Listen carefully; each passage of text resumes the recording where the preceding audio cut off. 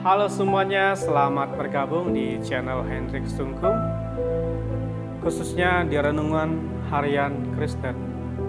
Saya percaya di dalam kehidupan kita, penting sekali untuk kita terus merenungkan firman Tuhan, boleh membaca di dalam kehidupan kita. Dengan kita membaca firman Tuhan, berarti kita sedang membaca hatinya Allah di dalam kehidupan kita. Sahabat-sahabatku yang terkasih di dalam Tuhan kita Yesus Kristus, bahwa di dalam kehidupan kita, ketika kita membaca firman Tuhan, ketika kita merenungkan firman Tuhan, saya percaya Tuhan sendiri yang akan menyatakan isi hatinya kepada kita. Khususnya renungan kita pada hari ini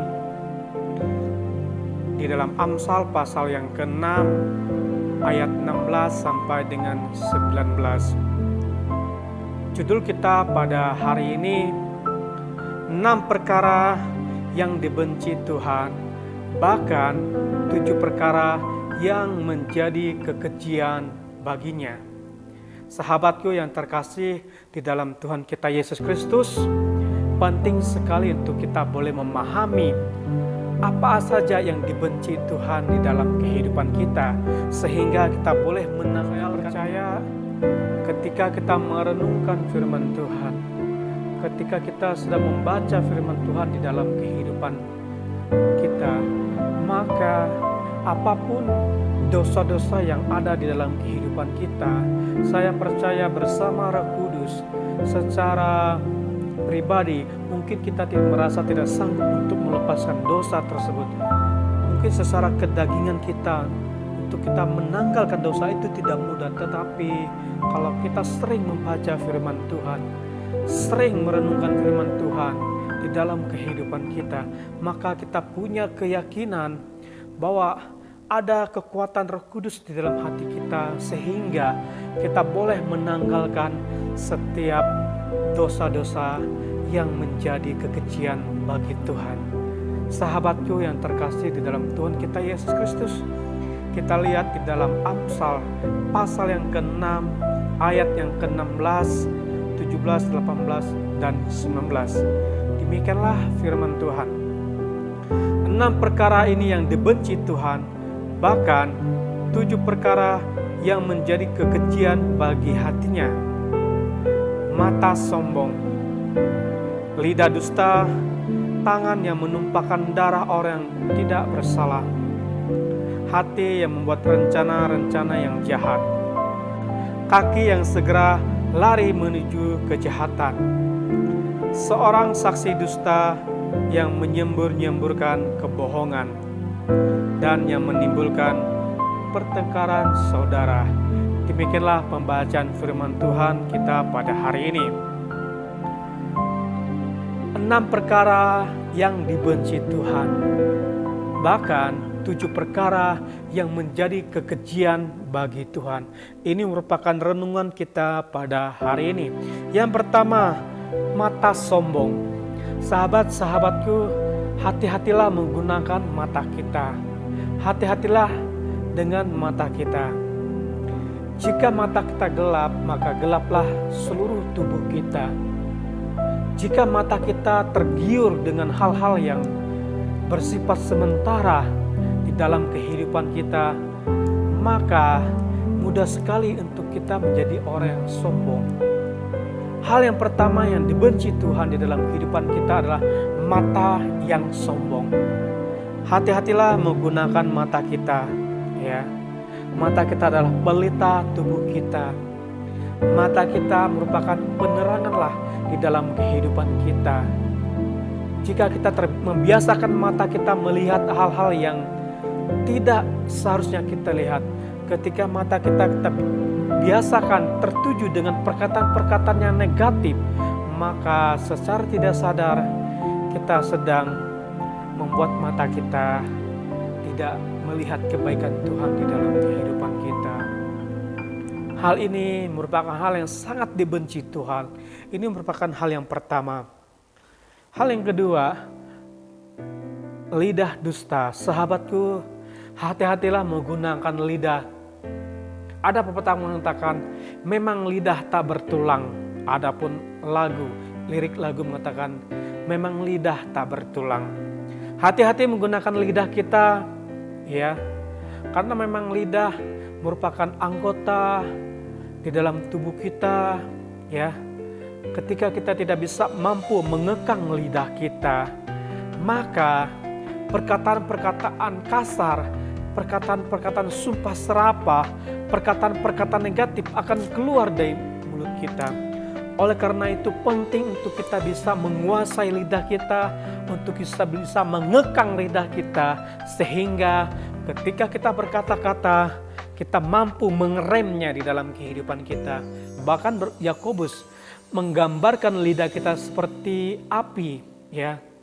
Api kalau kecil itu mungkin menghangatkan tubuh kita, tetapi kalau api sudah besar, maka api digambarkan bisa menghanguskan hutan yang sedemikian besar. Demikianlah lidah di dalam kehidupan kita. Jika kita tidak mampu mengekang lidah, mengendalikan lidah di dalam kehidupan kita, maka yang kita dapatkan bukanlah kebaikan, tetapi justru membawa kita kepada kebinasaan. Penting sekali untuk kita boleh menjaga lidah kita, sehingga perkataan-perkataan yang keluar dari mulut kita adalah perkataan yang boleh memberkati orang, perkataan yang boleh menyejukkan hati orang, bahkan perkataan yang boleh membangun satu dengan yang lain.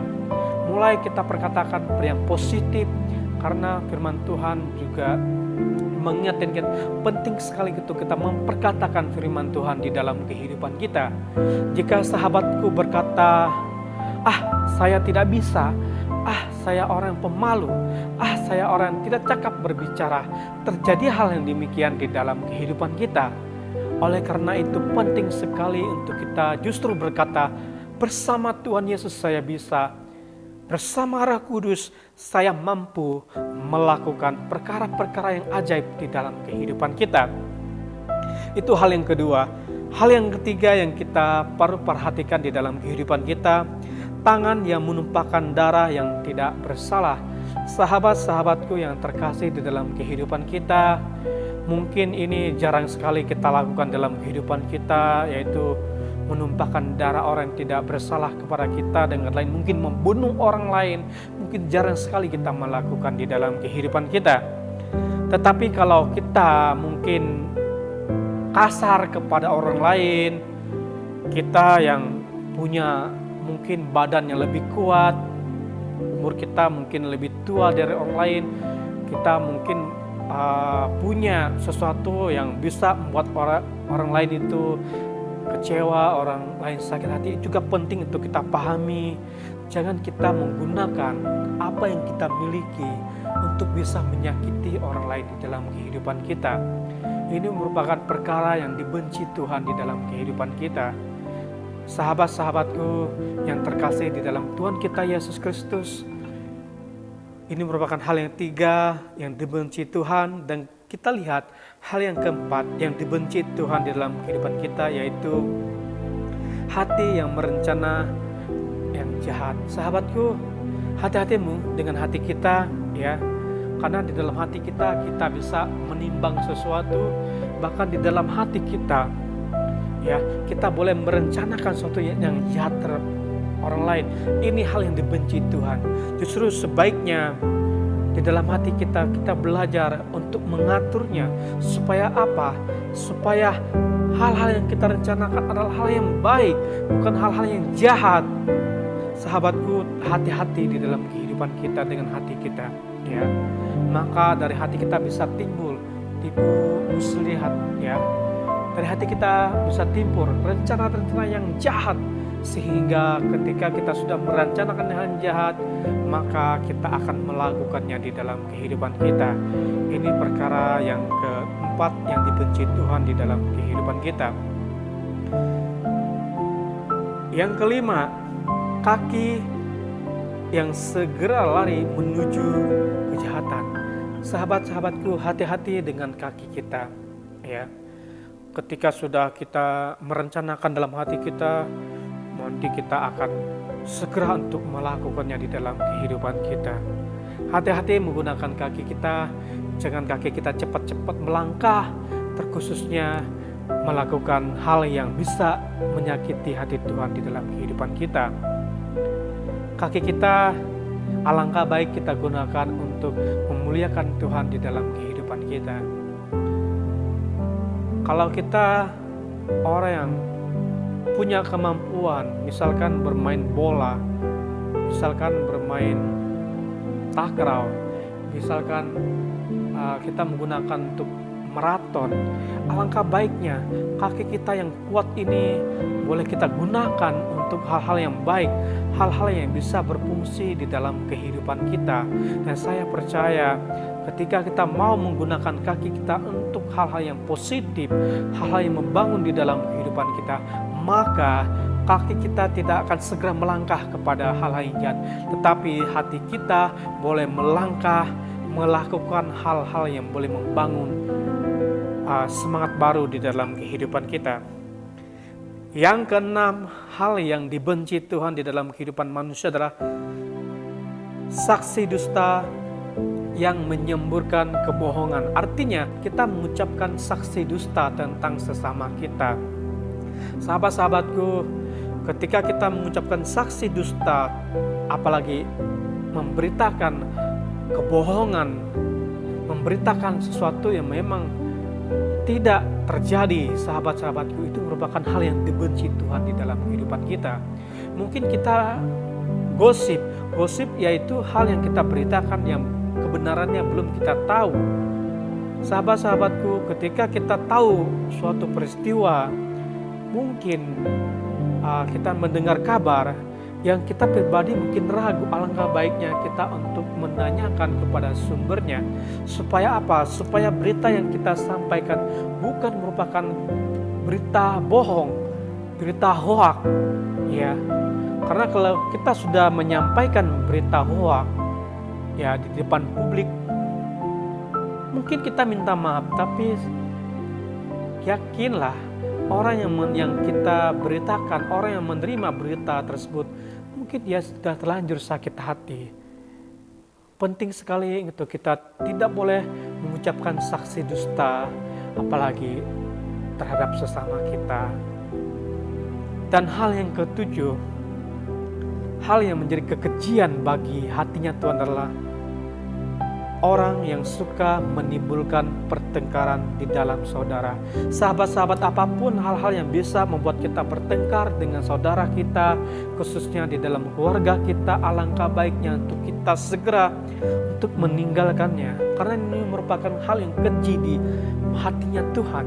Kalau sudah keji di hatinya Tuhan, berarti hal yang sangat-sangat tidak menyenangkan hati Tuhan.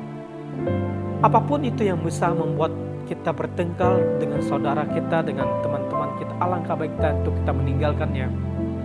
Mungkin hal-hal yang bisa membuat kita bertengkar dengan sahabat kita, dengan saudara-saudara kita, khususnya di dalam keluarga, biasanya salah paham, biasanya ketidakpedulian satu dengan yang lain, cuek satu dengan yang lain, bahkan sombong satu dengan yang lain. Sahabat-sahabatku, hal-hal ini bisa menimbulkan perselisihan juga di dalam keluarga, bisa menimbulkan untuk kita bertengkar, untuk kita boleh meninggalkan hal-hal demikian. Bagaimana caranya? Belajar di dalam kehidupan kita untuk menyelesaikan setiap persoalan, setiap masalah yang kita hadapi, khususnya di dalam keluarga.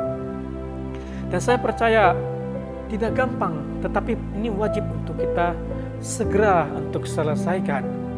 Apalagi kita yang punya harta, orang tua kita yang punya warisan, jika kita tidak segera menyelesaikan perselisihan, maka pertengkaran akan terus terjadi. Firman Tuhan mengajarkan kita pada hari ini untuk boleh kita meninggalkan hal-hal yang bisa membuat kita bertengkar dengan saudara kita, bahkan hal yang menjadi kekejian bagi hatinya Tuhan. Sahabat-sahabatku yang terkasih di dalam Tuhan kita Yesus Kristus, demikianlah renungan kita pada hari ini.